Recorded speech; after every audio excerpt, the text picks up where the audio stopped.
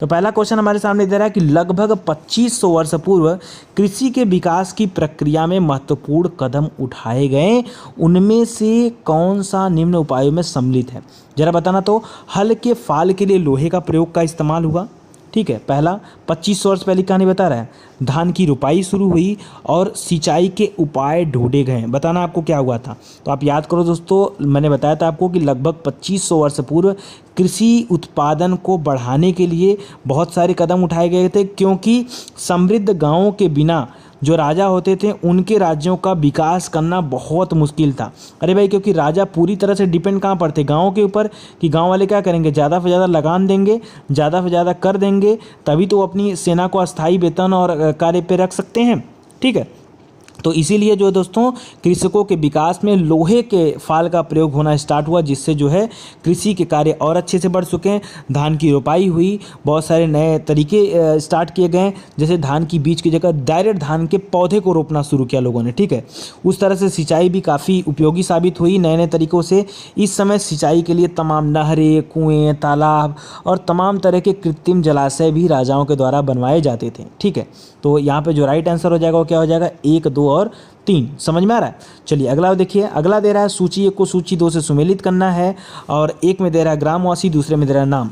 बड़े भूस्वामी, हलवाहे, भूमिहीन मजदूर और दास, ये अलग अलग आपको सेट करना है यहाँ पर। ठीक है, तो याद रखिए, मैंने आपको बताया था कि जो बड़े भूस्वामी होते थे उनके बारे में अलग से आपको इंडिकेट भी किया था कि इसको नोट कर लीजिए। उनको बोलते थे उड़वार। क्या बोलते थे?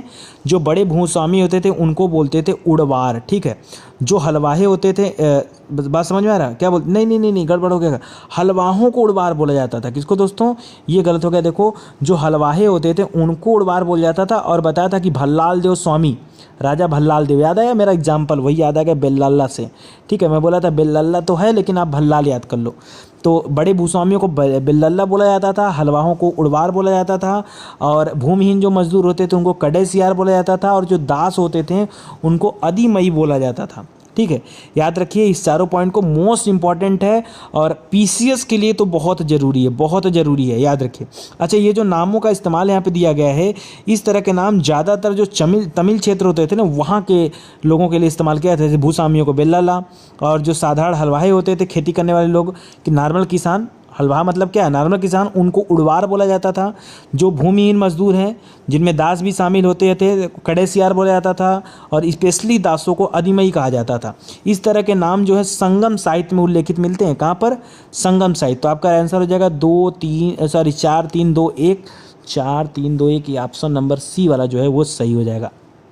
आगे देखिए, लगभग 2500 वर्ष पूर्व भारतीय उपमहाद्वीप के उत्तरी हिस्से के गांवों के संदर्भ में निम्नलिखित कथनों पर विचार कीजिए। गांवों का प्रधान व्यक्ति ग्राम भोजक कहलाता था। बोलो सही है कि नहीं? बोला था ना, नोट कर लो। अगला है, गांव में रहने वाला स्वतंत्र और छोटे किसानों को भूपति कहा जाता था। यही तो गलत बोल दिया, यही गलत बोल दिया। ठीक है, भूपति या गृहपति किसको बोला जाता था? ग्राम भोजकों के अलावा जो अन्य स्वतंत्र कृषक होते थे उनको भूपति नहीं, स्पेशली क्या बोला जाता है, गृहपति बोला जाता था। किसको? भूपति नाम का कोई शब्द नहीं था, गृहपति था। ठीक है, और भी किसको बोलते थे? ये गांव में रहने वाले जो छोटे मोटे किसान होते थे, जो फ्री होते थे, उनको कहा जाता था। और ये याद रखिए कि भूपति किसी को नहीं कहा जाता था, इस वजह से हो गया गलत। और रही बात ग्राम भोजक की, तो मैंने कहा था भाई, जो ग्राम प्रधान होता है, जो सबसे बड़ा गाँव का भूस्वामी होता है, उसी को जो है ग्राम भोजक के पद पर बैठाया जाता है। और ज़्यादातर देखा गया है कि ये पद जो है अनुवांशिक था, और कभी कभी ये ग्राम भोजक जो होते थे ये न्यायाधीश का काम करते थे, जजमेंट देने का, जैसे पंचायत वगैरह हो गया, या कभी कभी ये पुलिस का भी काम करते थे। ठीक है, तो ये सब याद रखिएगा। और इसके अलावा तो राजा के अधिकारी के रूप में भी रहते थे, जो राजा को टैक्स वसूल के दिया करते थे। तो यहाँ पे जो राइट आंसर हो जाएगा क्या हो जाएगा? 1। अब देखो, जो यहाँ भूपति दिया है, जो पढ़ा होगा यार उसे तो पता होगा कि यार उसको गृहपति बोलते हैं, भूपति नहीं बोलते हैं। अब इससे क्या होगा ना, अगर मैं आपको इंडिकेट कर दिया तो कम से कम एग्जाम में आता है, तो आप याद रखो कि हाँ सर ने कहा था कि भूपति नहीं होता है, गृहपति होता है। संगम साहित्य निम्नलिखित में से किससे संबंधित है, ये बताइए। संगम साहित्य पहला दे रहा है संस्कृत, तमिल, तेलुगु और कन्नड़। तो पता ही होगा तमिल से संबंधित है दोस्तों संगम साहित्य, क्योंकि तमिल की ही प्राचीनतम रचना को संगम साहित्य कहा गया। और इसकी रचना भी कब हुई थी? तो 2300 साल पहले की गई थी। ठीक है, और संगम इन्हें इसलिए कहा जाता है क्योंकि जो मदुरै के कवि थे उनके सम्मेलनों में इनका जो है संकलन किया गया है। ठीक है, इसलिए इनको जो संगम कहा जाता है। आगे दे रहा है भरूच बंदरगाह कहाँ पर है, गुजरात में। भरूच बंदरगाह से होने वाले आयात निर्यात के संदर्भ में निम्नलिखित कथनों पर विचार कीजिए। पहला दे रहा है यहाँ शराब, तांबा, टीन, सीसा, मूंगा, पुखराज, कपड़े, सोने और चांदी के सिक्कों तथा हाथी दांत का आयात होता था, मतलब ये मंगाया जाता था। ठीक है। और दूसरा ये मंगाओगे, ये तो ऑलरेडी हमारे देश में इतना ज़्यादा है कि इसको भेजा जाता था, यहाँ निर्यात होता था, आयात नहीं होता था, तो पहला ऐसे ही गलत हो गया। दूसरा दे रहा है हिमालय की जड़ी बूटियाँ, कनीलियन, सूती कपड़ा, रेशम तथा इत्र यहाँ से निर्यात किया जाता था। हाँ, तो ये भी हमारे देश में अधिकता इसकी भी है, तो ये भी निर्यात होता था। यानी जो यहाँ पे दो वाला वो तो बिल्कुल सही है, लेकिन एक वाला गलत है कि यहाँ लिख दिया आयात, ये होना चाहिए था निर्यात। ठीक है। अच्छा, एक चीज़ और याद रखिएगा दोस्तों, एक अज्ञात यूनानी नाविक ने बोरी गाजा पत्तन का विवरण दिया है। स्पेशली बोरी गाजा जो है ये किसको कहा जाता था, तो भरूच को ही कहा जाता था। नाम क्या बोलते थे, मैंने कहा था इसको भी नोट कर लीजिए। और यहाँ पे तो नहीं पूछा क्वेश्चन, लेकिन पूछ सकता था। बोरी गाजा, बेरी गाजा या बोरी गाजा। ठीक है। बोरी गाजा किसको बोला जाता था, भरूच को कहा जाता था। और रही बात आयात करने की, तो आयात वाले में हाथी दांत नहीं शामिल है, हाथी दांत का निर्यात होता था। बाकी शराब का कई बार आयात होता था। ठीक है। और तांबा का भी, टीन का भी, क्योंकि उधर तांबा हो गया, टीन हो गया, सीसा हो गया, ये जो है उधर फारस के आसपास के क्षेत्रों से मंगाए जाते थे। कपड़ा, सोना, चांदी, ये सब का भी थोड़ा थोड़ा मंगाया जाता था। हाथी दांत का तो स्पेशली जो है निर्यात किया जाता था। ठीक है, तो ये पॉइंट याद रखिएगा। अगला है विनिमय के साधनों के संदर्भ में निम्नलिखित कथनों पर विचार कीजिए।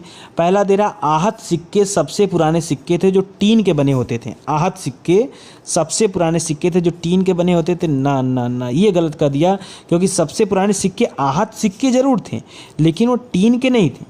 ये सिक्के लगभग 500 वर्ष तक चलन में थे और सोने या चांदी की आकृतियों को आहत करके बनाया गया था, इस वजह से इसको आहत सिक्का कहा गया था। यहाँ टीन वाला जो नाम दे दिया ये हो गया गलत, तो पहला हो जाएगा गलत। दूसरा, विनिमय के लिए सिक्कों के अलावा वस्तुओं का प्रयोग भी संगम काल में होता था, तो ये आपको बताना सही कि नहीं। हाँ, ये सही है दोस्तों, क्योंकि जो वस्तु विनिमय प्रणाली थी वो चलन में था। और ये संगम साहित्य में एक कविता लिखा है, उसके आधार पर पता चलता है कि उस समय जो है इस तरह की चीज़ें चलती थी।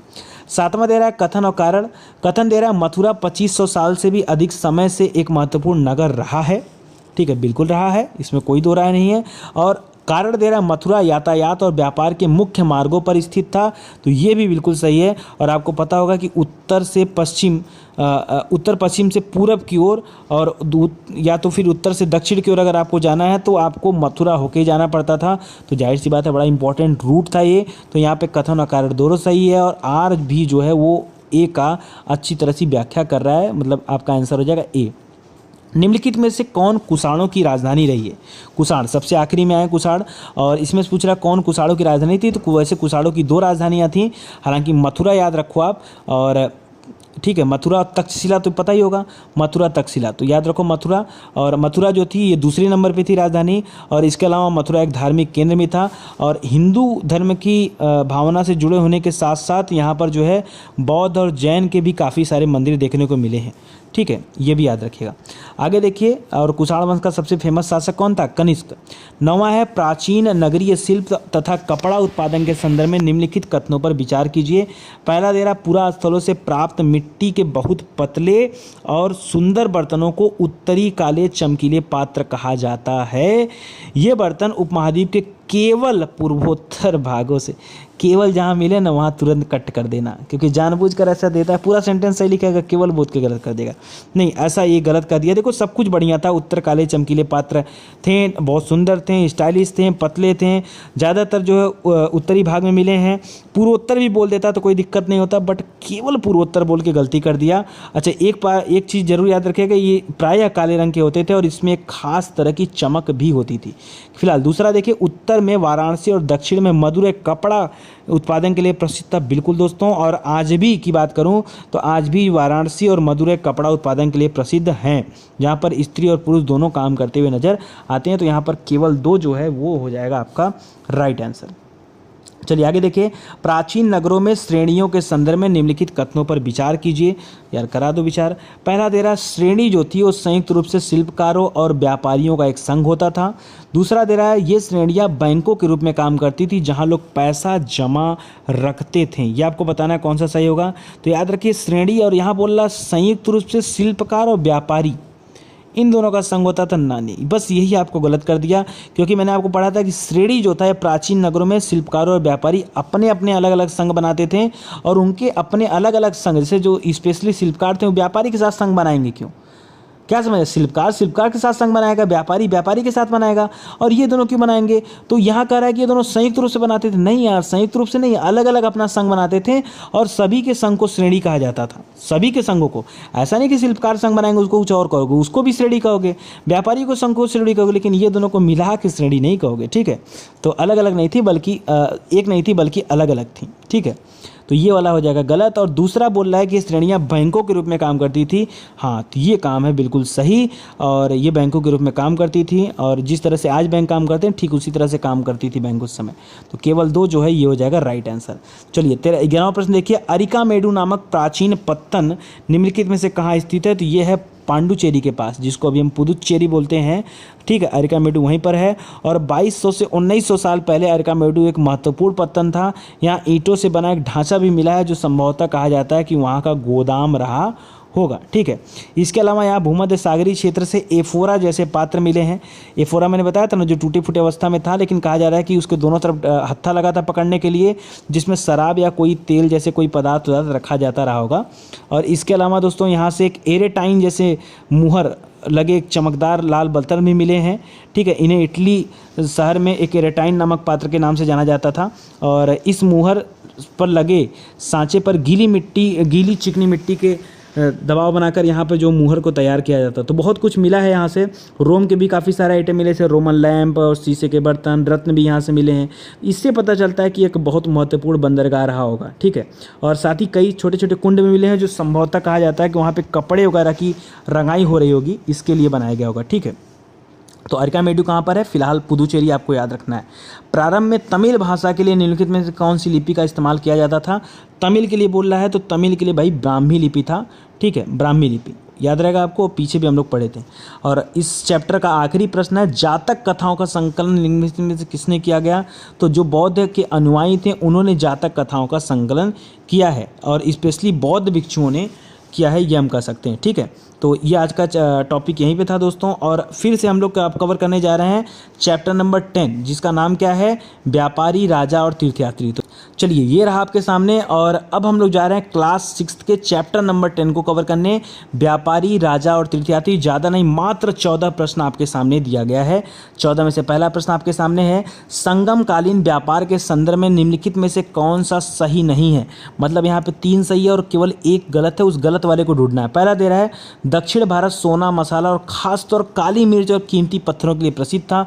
आज भी उसी चीज़ के लिए है, तो ये तो एकदम सही है, आपको पता ही होगा। दूसरा है, काली मिर्च का रोमन साम्राज्य में इतना डिमांड था कि उसको काला सोना के नाम से बुलाया जाता था। ये भी मैं आपको पढ़ाया हूँ, ये भी हो जाएगा सही। तीसरा दे रहा है, व्यापारी इन सामानों को ले जाने के लिए केवल समुद्री, फिर केवल, जहाँ केवल उन्होंने मर्द गोली समझे, केवल को तो देखते ही मान गलत कर देना, अब यही गलत है। चलो आगे देखो, दक्षिण भारत से रोम व्यापार के प्रमाण स्वरूप अनेक रोमन सिक्के मिले हैं, तो यहाँ पे गलत क्या हो जाएगा? तुरंत मिल जाएगा सी। पढ़ते पढ़ते इतना तो मिल ही गया होगा ना, कि है कि नहीं। चलो आगे देखो, दूसरा प्रश्न है, संगम कविताओं में मूवेंदार की चर्चा मिलती है। किसकी? मूवेंदार। मूवेंदार माने क्या होता है भैया? मैंने बताया था कि मूवेंदार माने जो 3 मुखिया होते थे। उत्तर बताया गया। ओहो, गृहपति तो कुछ होता है, ठीक है, और भूपति नहीं होता है। ठीक है, ग्राम प्रधान भी जान ही रहे हो आप, सरदार भी होते थे। 3 मुखिया फिलहाल क्या बोलते थे? उनको बोला जाता था मूवेंदार। संगम कविताओं में मूवेंदार की चर्चा मिलती है। यह एक तरह का तमिल शब्द है, जिसका अर्थ क्या होता है? 3 मुखिया। इसका प्रयोग 3 शासक वाले परिवारों के लिए किया गया था, और स्पेशली मूवेंदार पता किसको बोलते थे? मैंने इंडिकेट किया था मेरे भाई, चोल, चेर और पांड्य। चोल, चेर और पांड्य के लिए इस्तेमाल किया जाता था, और इनको बोला जाता था मूवेंदार। ठीक है, चलिए आगे देखिए, चोल, चेर, पांड्य के शासकों के संदर्भ में निम्नलिखित कथनों पर विचार कीजिए।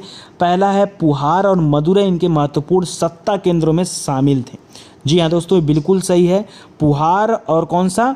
मदुरै, दोनों बड़े फेमस थे। ठीक है, और चोलों का पत्तन था भाई पुहार। अरे पुहार को ही बोला जाता था क्या? कावेरी पत्तनम। क्या बोला जाता था? कावेरी पत्तनम। ठीक है, अब याद आया। और बाकी कौन सा था? और ये जो मदुरै है, तो मदुरै यार पांड्यों की राजधानी थी। ठीक है, मदुरई। और दूसरा, ये लोगों से नियमित कर के बजाय उपहारों की मांग करते थे। तो ये भी अपने आप में सत्य है। यहाँ पर क्या था कि ज़बरदस्ती कर नहीं लेते थे, ये स्वेच्छा से उपहारों की मांग किया करते थे। और जो 3 मुखिया थे जिनको मोमिनदार मैंने बोला, चोर, चेल, पांड, ये लोग का काम क्या था कि ये ज़्यादातर नियमित कर की बजाय उपहार की मांग किया करते थे। ठीक है, चलिए समझ में आ गया। वैसे मैंने बताया था कि कुल 6 केंद्र थे, सबके पास 2-2 थे, 2 चोर के पास, 2 चेल के पास और 2 पांड के पास। उसमें से इन 2 का नाम दिया है पुहार और मदुरै। आगे देखिए, दक्षिणापथ के स्वामी निम्नलिखित में से कौन कहे जाते थे? तो सातवाहन वंश के शासक को दक्षिणापथ का स्वामी कहा जाता था।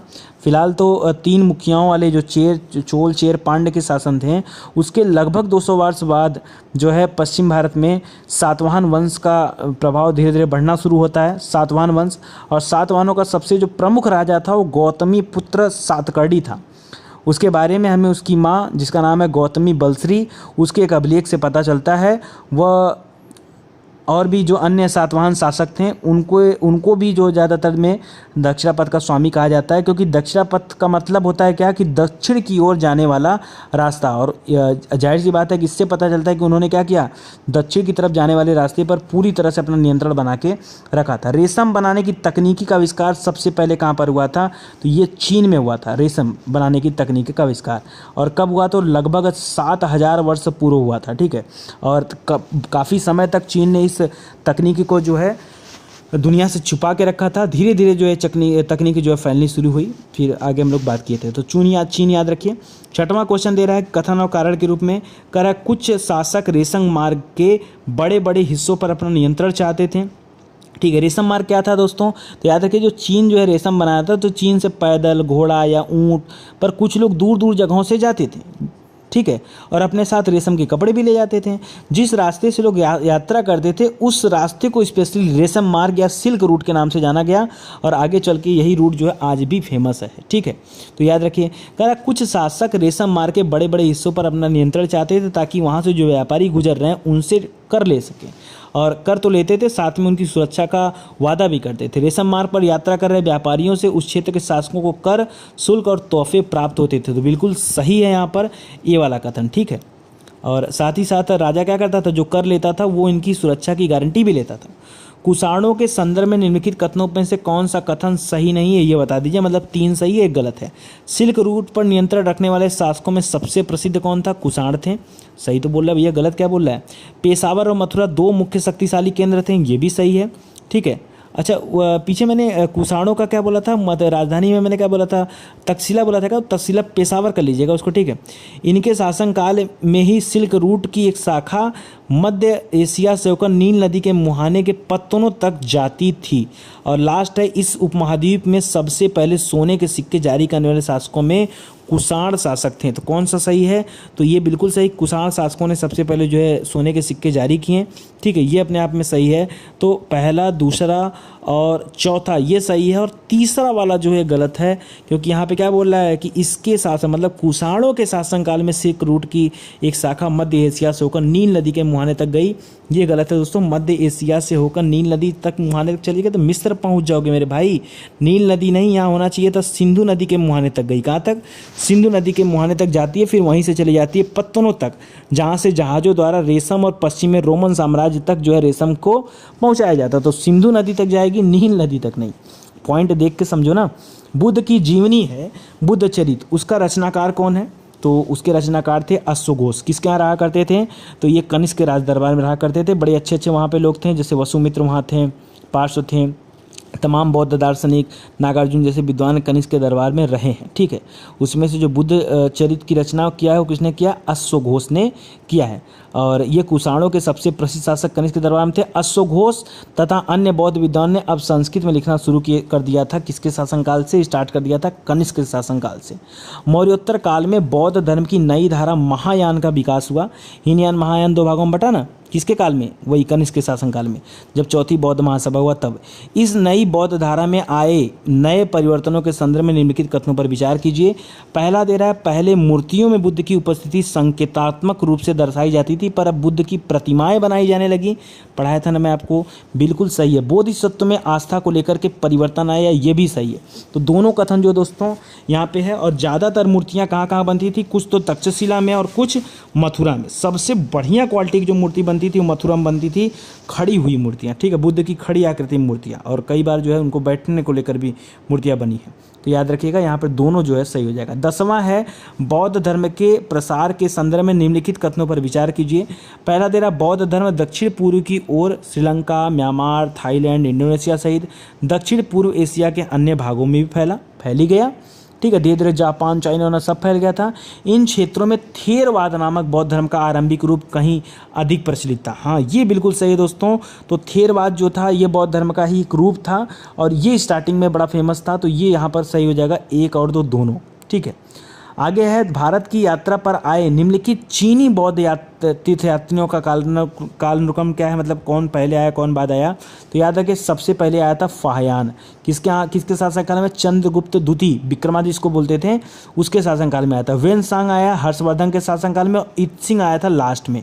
तो फाहियान को फाशियान बोलते हैं, वेनसांग को स्वानसांग बोलते हैं, और इत्सिंग है, ठीक है। ये 3 याद रखिएगा, ठीक है।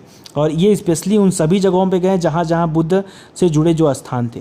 विष्णु के वराह रूप की मूर्ति निम्नलिखित में से कहाँ से प्राप्त हुआ, तो ये मिला मध्य प्रदेश से। और मध्य प्रदेश में कहाँ से, तो एरड़ एक जगह है दोस्तों मध्य प्रदेश में, वहाँ से, ठीक है, एरड़ से मिला है। यहीं पर शायद जो है सती प्रथा का भी एक जानकारी मिलता है, ठीक है, कुछ इस तरह के। पुराणों के अनुसार जल में डूबी हुई पृथ्वी को बचाने के लिए भगवान विष्णु ने वराह का रूप धारण किया था, और यहाँ पर पृथ्वी को स्त्री के रूप में दर्शाया गया है, और यहाँ से एक मूर्ति जो है प्राप्त हुई है। भक्ति परंपरा के संदर्भ में निम्नलिखित में से कौन सा कथन सही नहीं है बताना, मतलब 3 यहाँ पे सही हैं, कोई एक यहाँ पे गलत है। पहला दे रहा, भक्ति परंपरा की शुरुआत मौर्योत्तर काल से हुआ, बिल्कुल हुआ था। भक्ति मार्ग की चर्चा भगवत गीता में किया गया है। भक्ति मार्गी आडंबर के साथ पूजा पाठ पर जोर देते थे। भक्ति मार्गी आडंबर के साथ पूजा पाठ पर जोर देते थे, इसके बारे में सोचा जाता है। भक्ति मार्गी मानते थे कि उनके आराध्य देवी या देवता मानव, सिंह, पेड़ या किसी अन्य रूप में हो सकते हैं, तभी तो हम लोग हर जगह पूजा पाठ करते हैं। तो ये आप याद रखिए। फिलहाल यहाँ पे पूछ रहा है कि कौन सा सही नहीं है, तो मुझे कहीं ना कहीं डाउट लग रहा है कि यहाँ पे तीसरा वाला सही नहीं है, क्योंकि यार कोई आडंबर के साथ पूजा थोड़े करवाएगा ज़बरदस्ती, ठीक है। पूजा में ऐसा यार आदमी अपने सच्चे मन से दिल से करता है, ठीक है। तो एक बार आप पढ़िएगा इसको, फिलहाल यही सही है, ठीक है, ये सही है अपने आप में। तो आडंबर के साथ पूजा पाठ पर जोर देना ये नहीं होता था। और आज के लिए आखिरी प्रश्न ये रहा आपके सामने, कथन और कारक से समाप्त होता है प्रश्न। और यहाँ पर दे रहा है कि केरल के ईसाइयों को सीरियाई ईसाई कहा जाता है। केरल के ईसाई संभवतः पश्चिम एशिया से आए थे, जिस वजह से ऐसा कहा जाता है। तो बिल्कुल सही है दोस्तों। आपको पता होगा कि एशिया जो ईसाई धर्म है इसका उदय कहाँ पर हुआ था, तो जो पश्चिम एशिया था वहाँ पे इसका उदय हुआ था। ईसाई धर्म के प्रवर्तक कौन थे, ईसा मसीह थे। उनका जन्म हुआ था बेथलेहम में, जो कि रोमन साम्राज्य का एक हिस्सा था। उन्होंने स्वयं को इस संसार का उद्धारक बताया, और आगे चल के धीरे धीरे ईसा मसीह को उपदेश धीरे धीरे पश्चिमी एशिया, अफ्रीका और यूरोप तक में फैल गए। ईसा मसीह की मृत्यु के 100 साल के अंदर ही भारतीय उपमहाद्वीप के पश्चिमी तट पर कई सारे ईसाई प्रचारक जो है भारत आए, और ये आके केरल में बसे हैं। और केरल में जो भी ईसाई बसे हैं उनको सीरियाई ईसाई कहा जाता है, क्योंकि मूल रूप से वह उसी क्षेत्रों के निवासी हैं। तो यहाँ पे जो राइट आंसर हो जाएगा वो क्या हो जाएगा, ए वाला।